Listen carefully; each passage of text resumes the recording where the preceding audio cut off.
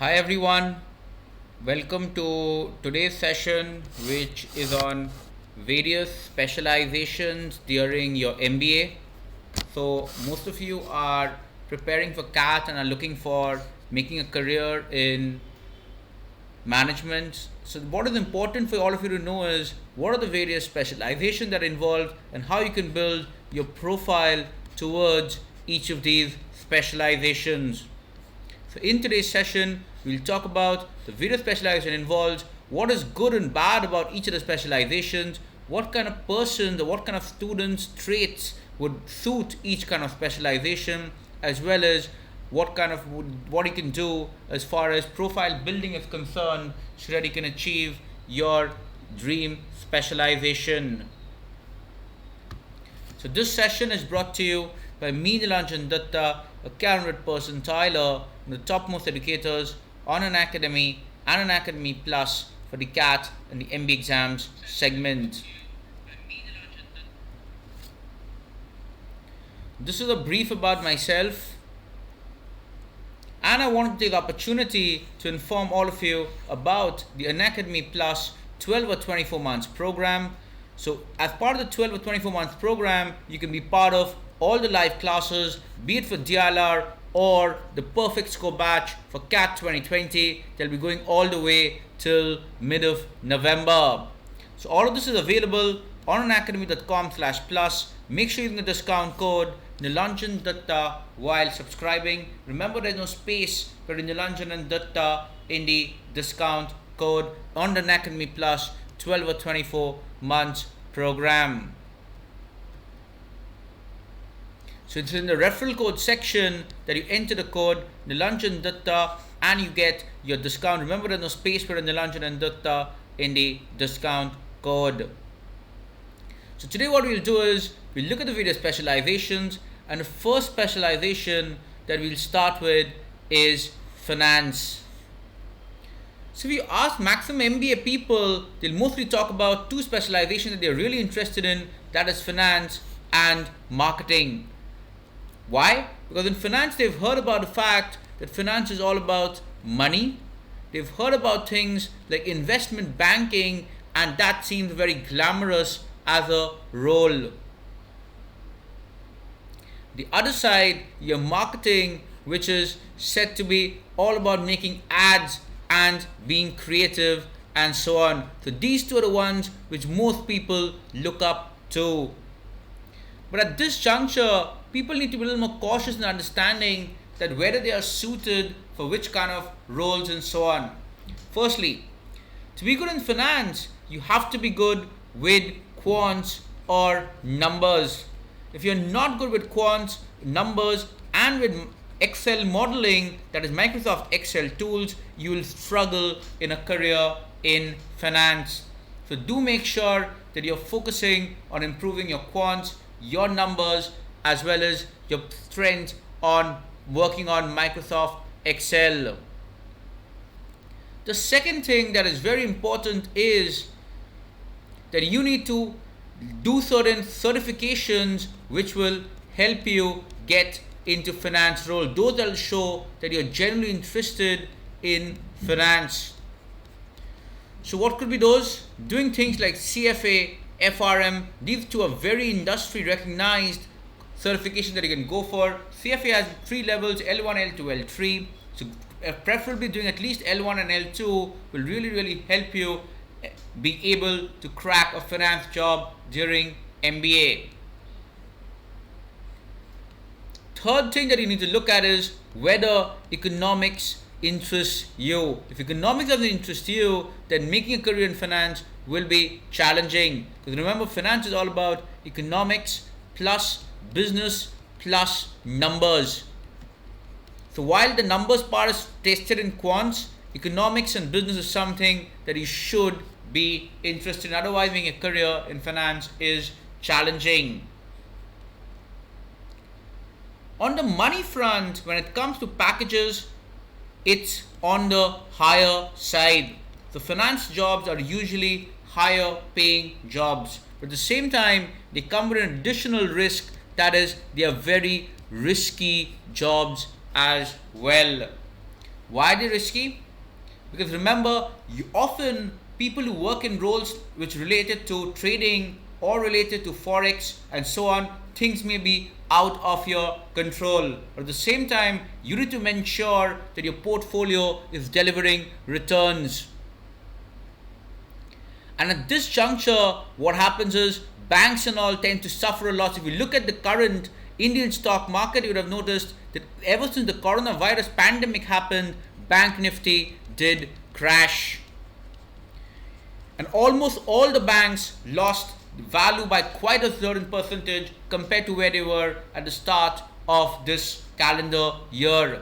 So as you can see, finance jobs tend to take the biggest hit whenever a recession occurs. They tend to take the biggest hit. Most people tend to get laid off as well.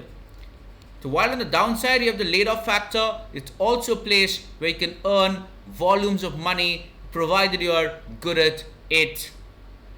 And yes, when I talk of high, the best kind of roles wherein there's maximum money is roles which are pertaining to investment banking. So all of you who are genuinely interested in finance should aspire for a career in investment banking. However, the challenge in investment banking is it is something which is prominent in very few MBA colleges. That is A, B, C, and then maybe one or two roles come in colleges like L, I, K, FMS, Excel. So these are very few roles in IB. It's primarily A, B, and C that has role in investment banking. Hi Sarthak, I'll be coming to operations a little later. Okay, once I'm done with finance and marketing.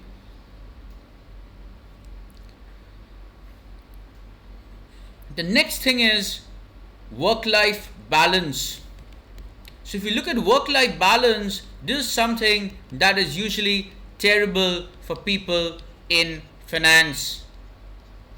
So it's usually a 12 to 14 hour day job, and it sometimes goes for 5 days or 6 days a week. So approximately 12 to 14 hours is what you should be prepared to do on an average if you're looking to make a career in finance. The last thing that is important is you should be interested in a career and a work life in Mumbai, because that is where the finance hub of India is. Following Mumbai, the other two cities are Bangalore and Delhi. I know some of you might be wondering, why does location matter? The reason is very simple, that even though you might not understand now, but as you'll go into your careers post MBA and as you look to settle down, for a lot of you, city will also become a big priority. And once city becomes a priority, you have to be content with making a career in Mumbai or Bangalore and Delhi if you're looking for something in finance, because that is where finance is best for your long-term career perspective. So these are the broad pointers for finance. What can you do? Look for a certification in around CFA, FRM. Make sure that you're learning Excel modeling very well. So these are two things that you can definitely do for now, and make sure that you have an active interest in quants and numbers. Follow economics, follow the economic times and so on, because that is very important to be adept at finance in the long run. You have a very good understanding of the effects on the economy because of various other aspects, how global trade affects the Indian economy, how various news articles impact the stock markets daily, how they impact the financial health of certain companies on a regular basis. You need to understand all of that, which is very important for finance. And yes, go into finance if you have a bit of a risk appetite and readiness to work long hours for high pay. But yes, there is a lot of risk involved in any finance job. Next we come to marketing. So the moment I say marketing, I know a lot of you are interested. But the moment I break up marketing into two components, sales and marketing, a lot of you would say, no, I don't want this, I just want this. But believe me, that doesn't happen. In MBA colleges, what comes with marketing is basically sales and marketing roles. And for the first 3 years, mostly you have to grind yourself in a sales role. And after that, maybe you can transition towards more of a marketing role. Why is that so? Because in sales, what you do is you do ground field work.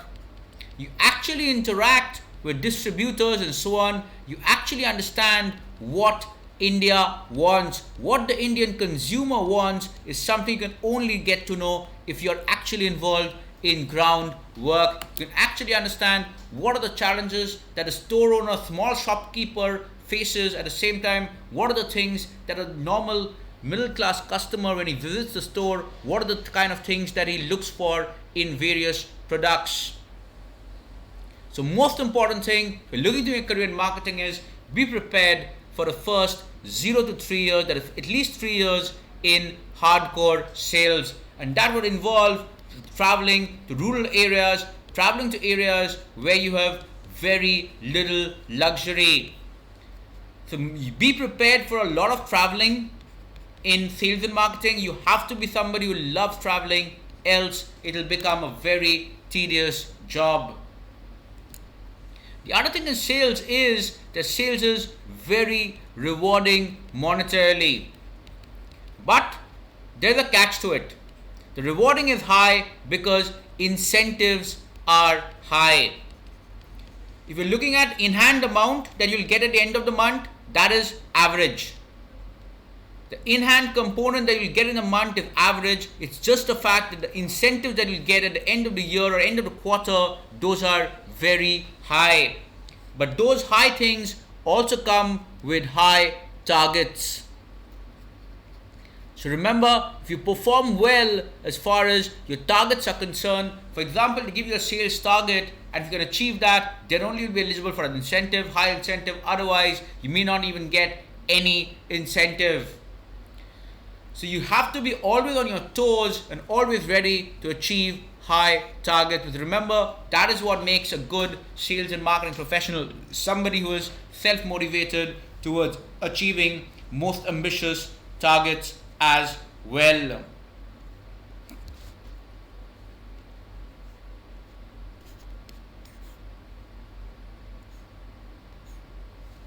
So make sure that you're self-motivated, because this is very important. Sales is more of a thankless job. You have to be self-motivated for initial few years. But there is light at the end of tunnel, because when we talk about marketing, we actually are talking about creative work. So believe me, if you want to get into a creative role, if you want to get into something interesting, it'll not be probably be finance. Marketing is the one which is more creative, interesting, and challenging. But yes, initial few years, you have to do this grinding of a hardship life in sales. And yes, you have to be worried about targets, and you cannot give excuses for targets as well. You cannot give excuses like lockdown is affecting my product sales, because remember, if your product sales drops, your incentives go to zero, which means you cannot give an excuse of lockdown and so on. You have to still keep trying and achieving your targets. But the good thing is, for people who are self-motivated or people who are good with networking, it is easy to achieve targets. So sales and marketing is very good for people who are good at networking, people who can easily strike up business relations with people over a conversation or over a cup of coffee. Remember, your persuasion skills matter a lot in sales and marketing. So what can you do for it? Work on your network, be a part of various committees and fests. Why? Because in fests you actually learn how to do sponsorships, how to do publicity and so on, which are very useful attributes when it comes to sales and marketing. How do you sell a fest, or how do you sell a product, how do you sell an event or an idea? So that is something that a lot of you must understand and put emphasis upon.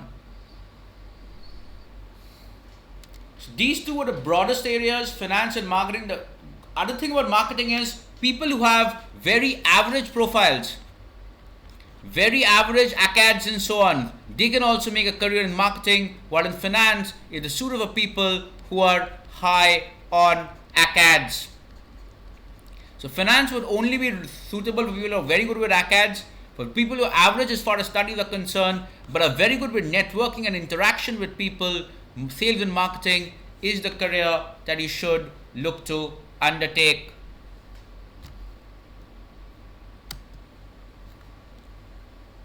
The third one that we'll talk about is operations.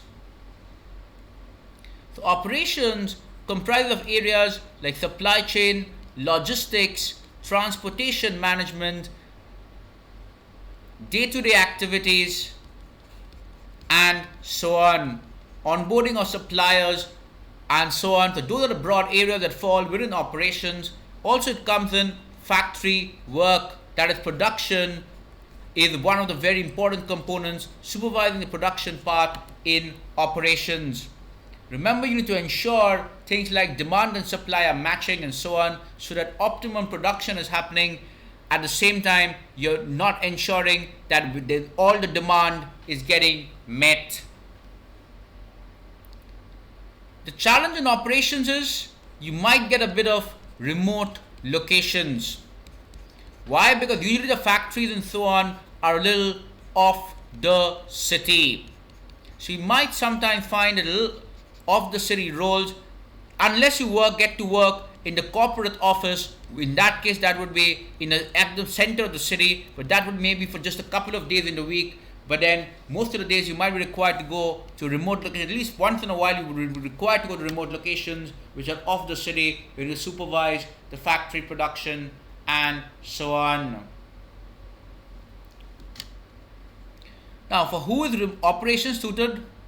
For people who are from backgrounds like mechanical, electrical, engineering, then chemical engineering, metallurgy, and so on. For these kind of people and related branches, it's a very good place to be in.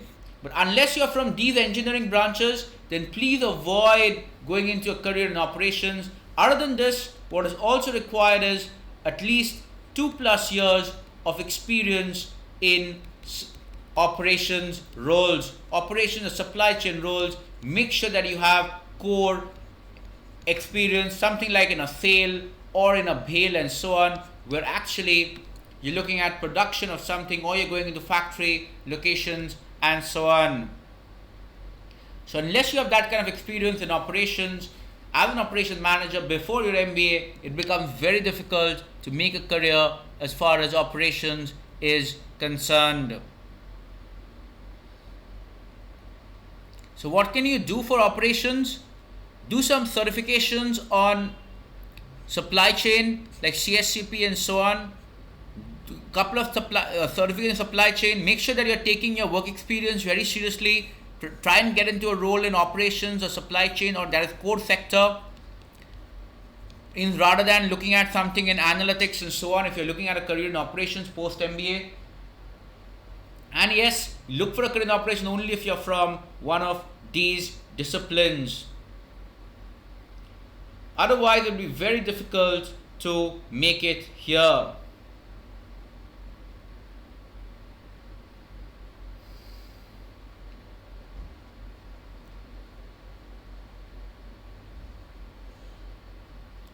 So we are done with the 3 broadest disciplines: finance, marketing, operations. When it comes to operations, however, one more thing that is important is be very selective about your college. For example, in operations, some of the good colleges are NITI, then you have IITs, so be it IIT Bombay, Delhi, and then maybe the others like KGP and all, and others IITs as well, but Bombay and Delhi are really good, along with NITI. So these are the colleges which are really good as far as operations. Most of the colleges aren't that great as far as operations. They mostly are good with finance and marketing, but operations is something which is a lot neglected in various colleges. So if you're really interested in career in operations, try and make it to a NITI or one of the top IITs. So that is where you'll get a very good chance to do a career in something related to operations, related role, procurement, and so on. So procurement is a very important role as far as operations is concerned.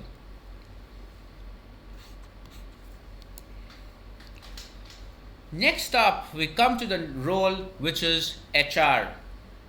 Again, like operations, you do something which is almost not there in most MBA colleges. In most MBA colleges, HR is very neglected. So the only good places for making a career in HR are colleges like XLRI, TIS, FCHMRD, and then you have some specialized courses in colleges like MDI, IM Rachi, and so on. These are some of the things that you can target as far as making a career in HR is concerned. But in general, HR is not the wisest option to go for unless you have a genuine interest in HR. If you have genuine interest in HR, and the best way to test that is try and understand the kind of work that an HR does in your company, be it during your internship or during your job. Just try and observe the kind of work that the HR does. Make sure that you're genuinely interested in that kind of work, because if that is the case, then only it would make sense to pursue a career in HR. Otherwise, it would not. The good thing is, HR requires good communication skills. So those of you who are very good with communication skills, especially people from arts backgrounds, this is a very good place. Why? Communication skills is important, and there is no maths required. Unlike in finance where I said quants is very important, in operations also it is important that you're good with numbers. So as you can see, it's entirely engineering driven. But in HR, there is absolutely no maths required, almost no maths required. So if you're good with communication skills and if you're good with interacting with people, then this is the role for you. And the good thing is, for people who are from arts backgrounds and commerce background and so on, non-engineers, this is a very good, especially for people from arts backgrounds, it is the best discipline that you can do your MBA in. Because even when it comes to placements, you would be probably the most preferred for such kind of roles.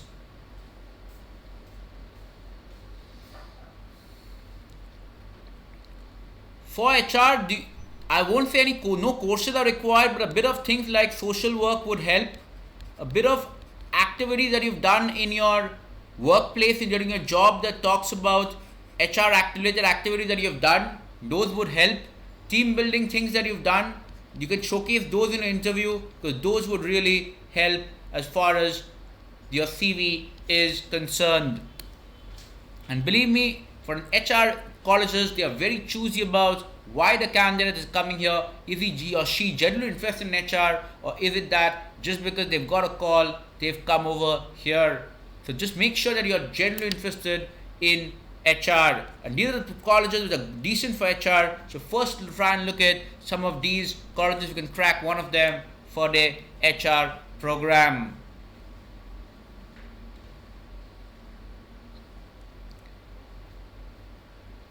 So that will require you to do a couple of extra exams, like XLRI is via XAT, TIS is via TISNET, SCHMRD is via SNAP. So make sure you're taking those extra exams. XGMAT is something you can take if you're genuinely interested in XIMB and so on. Next we have one which is called strategy. So this is basically a kind of a general management kind of a thing, which is more of reading case studies and coming up with analysis. It could be mostly qualitative, but also a bit of quantitative can be involved. So this is kind of similar to what you do in XAT in the decision making section. So you read a situation and you look at what is the best way to react or respond. So this is something which is not very high on quants. So those of you who are looking at less of quants, you can look for doing a specialization and strategy as well. So this will help you get into general management roles. General management roles are roles which diversify across conglomerates. So for example, groups like Aditya Birla Group, then Tata Group, Reliance and so on, they look for people in general management. So that is where doing a thing in strategy which covers the entire gamut of MBA, but at the same time it's more of an overview of everything. That is a decent way. The other thing that strategy will come into handy is if you're looking to make a career in consulting, because consulting is more of advisory. So those of you who want to be consultants and so on, business consultants and so on, those they can look at a career in strategy, because you'll be ending up in advisory related roles. Next year, systems. Systems is more of technology related roles. So only it helps people who are from engineering background plus at least 2 years of IT or tech work-ex. Otherwise, it will not really help. So you need to have a passion for technology. If you are looking to become a CTO someday, if you're looking to start your own tech startup, then systems and MBA systems would really help. So either of these cases, just make sure that you're looking at systems as one of the options. Also, if you're looking to make roles in IT companies, you can look at systems. If you're looking to make roles in business development in tech companies, you can look. And of course, one more thing that is there is product management. Product management is something which a lot of you are interested in. So in that case, systems and doing an MBA in systems would really strengthen your case. Probably a chilled out area is systems. Systems is relatively chilled out, but the most chilled out would be a career in HR. There cannot be any more career which is more chilled out than HR compared to the rest. For all of you looking for work-life balance, make sure you're looking at a career in HR followed by systems. Least work-life balance would be in finance and then in sales. There are some other B schools which one or two B schools which might offer a rare, unique combination of specialization. Like some offer things like specialization in economics, some might offer a specialization in analytics and so on, which is again not something there in every college. It would depend from college to college and so on. So others, I would say avoid doing that. It's always better to do a more regular, broad-based MBA. So just make sure that you're going into a regular, broad-based MBA. So preferably, just make sure that you have at least one of finance, marketing, and operations as one of your specializations. A lot of colleges allow usually greater than equal to one, that is around 2 specializations. So try and choose at least one, if not both, from operations, marketing, and finance. Unless you're going for a HR specific college, so that's a different case. But otherwise, try and choose one from operations, marketing, finance, at least one of them from these 3 areas. This is where most of the jobs lie. So I've come to the last one. So last one is regarding consulting. So consulting is not a specialization. I know a lot of you have this question that is consulting a specialization in MBA? No. But yes, it is a kind of a job industry where companies come for recruitment. So if you look at a placement report, yes, you'll find a segment along with finance marketing called consulting. But as far as a specialization, there's no specialization called consulting. So consulting is more of a bit of fin plus a bit of marketing strategy plus a bit of operations plus a bit of strategy. So these are the 4 broad bases that complete consulting. So consulting, the interesting about consulting is it'll give you an overview of various industries. In fact, those of you who tend to get bored with working in a particular industry, a particular type of client, or a particular company, consulting gives you an opportunity to work with different companies or different clients every 3 to 6 months. Consulting companies, some of them are on the hectic side, some of them are not so hectic, but on average they are a little more hectic and they are definitely travel intensive. So consulting jobs are very travel intensive, but unlike sales and marketing, which involve traveling locally, this is more of traveling globally. So this is more of global travel as well as within country as well. But the good thing about consulting is you'll be mostly traveling to cities. So you're mostly going into airport and flight travel rather than traveling in rural areas. So that way consulting is good, but at the same time, the traveling can be hectic. There are a lot of people into consulting who look at 52 weeks. Every week they fly in on Monday morning to the office location and they fly back on Friday evening. So it's like basically 52 weeks into 2. That is 104 flights to catch in an entire year. And that kind of travel can be very, very hectic for a lot of you. Those of you who love traveling and are fine with a hectic job and would love to look at variety of industries, consulting is the place for you. Specialization wise, just choose any 2 out of these 4. That would do as far as consulting is concerned. So if you ask me which is the best specialization, from a learning standpoint, I would say finance. Finance is something where you learn the most. You actually learn new things. So if you're looking at a learning perspective, the most learning specialization where you can learn most is finance, whereas sales and marketing is more intrinsic in nature. That is, some people are very good with sales, irrespective of how they are at studies. They are very good at sales because they are very good at networking and persuading people. So it is more of a personality trait. Finance and operations are more about learning part.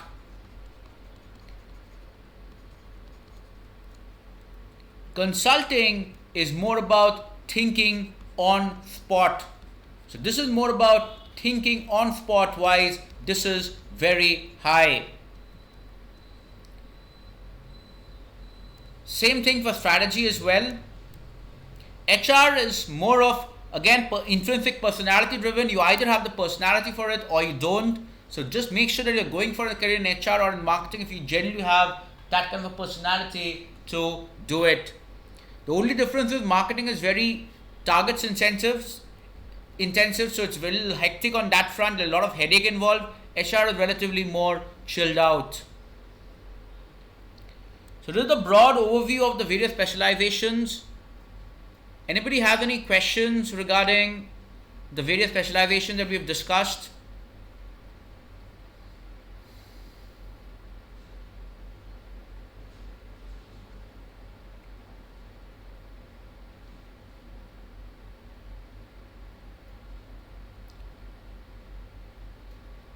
See, as I said the best is depends on what parameter you're looking for, Nandini. Shartak is obviously good if you're looking at operations. Niti is the best place to be in.